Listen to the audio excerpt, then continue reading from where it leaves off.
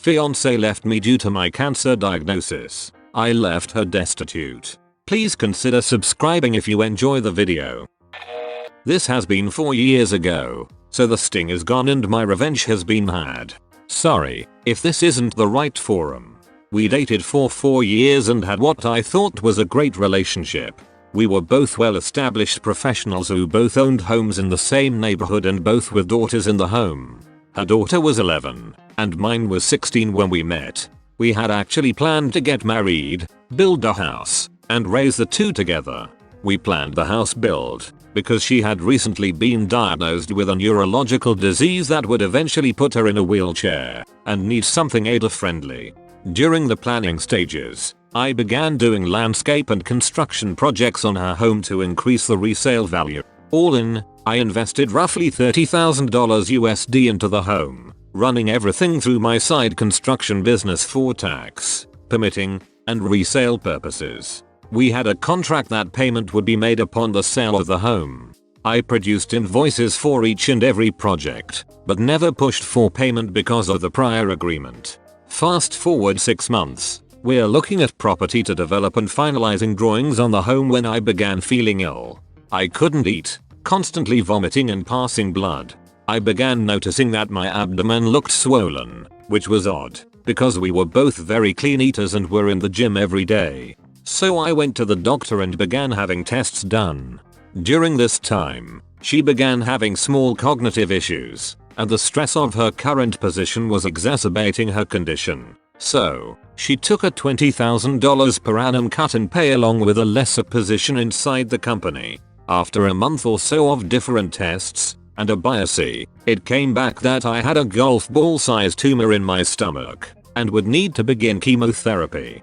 So I began chemo and radiation treatments, which made me, expectedly so, extremely ill. She was spending time helping around my place on the weekends and staying over more, to the point that they were both at my home, more than theirs. At this point, I suggested that we go ahead and put one of our houses on the market and move in together until a new house was built. I have great supplemental insurance as well as a long-term illness plan, so using that coupled with the sale of one of our houses would push us through comfortably and help ease the financial stress on her. Shortly after this discussion, she became extremely distant. Her daughter wasn't coming down and hanging out with mine anymore. She had excuses for not getting together.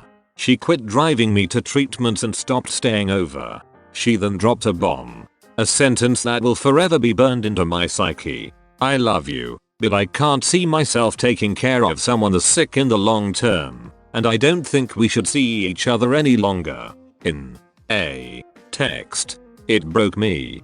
I won't lie. This was the first woman I had ever opened up to and planned a life with since my wife died when my children were 1 and 3. However, I tried to be mature about it. I forced myself to understand her position and to accept what I could not change. I calmly, the next day, gathered all of her things, packed them neatly, loaded them in my truck, and took them to her house to leave on the back porch while she was at work, in order to avoid any awkward exchanges. Walking around the back and under the porch cover, I sat down a box and saw her in her back living room, on the couch having sex with a man that she had introduced to me as a lifelong friend. I had dinner and drinks with this man and his girlfriend.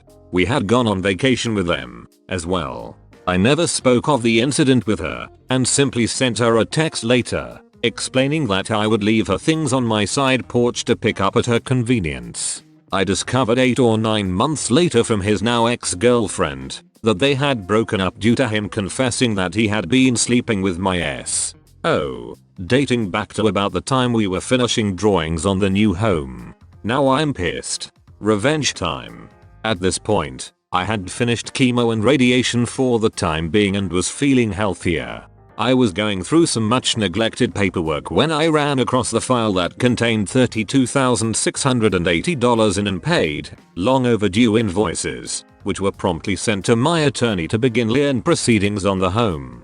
It turns out that I couldn't have done this a moment too soon, because she was set to put her house on the market. Coupled with interest over the course of what was then 19 months overdue, the invoices were hefty. That, along with the agreement of settling them when the house was sold and attorney fees, left her with roughly $10,000 after the sale of the home and settling her current mortgage. She promptly had to back out of the purchase of another home and moved in with her oldest daughter, Sil, and 2 grandchildren.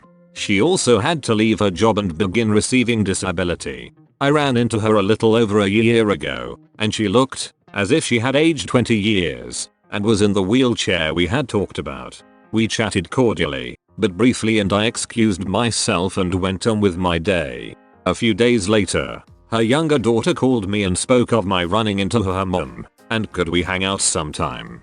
I gave a vague answer, thanked her for calling, and again went on with my day. The ex then called me a week or so later and began apologizing for leaving me as she did. Again, cordial, but short. I thanked her for calling and hung up. She began texting, and this went on for several weeks until one she asked if I could ever see us rekindling what we had, to which I replied, I can't see myself taking care of someone so sick in the long term. Remember the box on your back porch? Did you think that lifelong friend brought that over to you from my house? Good luck to you. Goodbye. So this woman knows she is headed for a wheelchair, and she has a man that not only doesn't care, but is gonna help her have a home to accommodate a wheelchair and help care for her, and she dumps him so she can bang another guy who is cheating on his girlfriend? Talk about short-sighted stupidity. How progressive is her disease? Is she likely to die at an earlier age? She's in her late 40s now. It took her from an able-bodied marathon enthusiast to a wheelchair in about 8 years or so. I'm unaware of her current prognosis. Who cares about her? How are you doing after chemo? All better? I'm great. Cancer-free for 2 years. Attaboy. Happy for you. Did you end up making the new house ADA compliant? I've noticed that local to me, ADA houses sell for considerably more than less accessible homes with similar features, size. Partially. I left the polished concrete floors, wood floors, widened doors, hallways and radius requirements, but did away with the special cabinetry, ramps and such. ADA homes do sell for a greater price, but the demographic is lower, driving some sellers to accept a less than optimal offer in order to simply get from under it. Her friend probably stopped wanting to be with her once she was wheelchair bound. She lost her job and is on disability now, and thought that by rekindling with you would be better for her financially. This is some poetic justice it right here.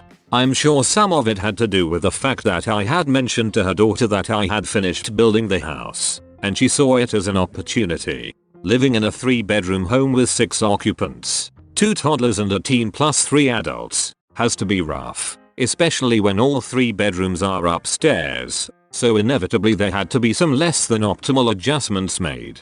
Ah, holy hell. What an opportunistic itch. It's funny how she didn't even consider her long run. Just wants what she wants and figures out a way to swindle if an opportunity arises. She must be kicking herself hard right now.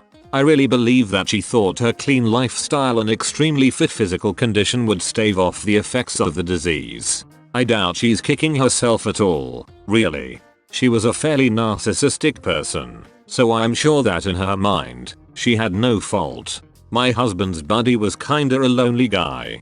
He had weight and confidence issues, so it was hard for him to find love. But he had finished college, got a well-paying job, and quickly paid off his loans. He owned a nice town home that he was, I think I heard mentioned, making double payments on.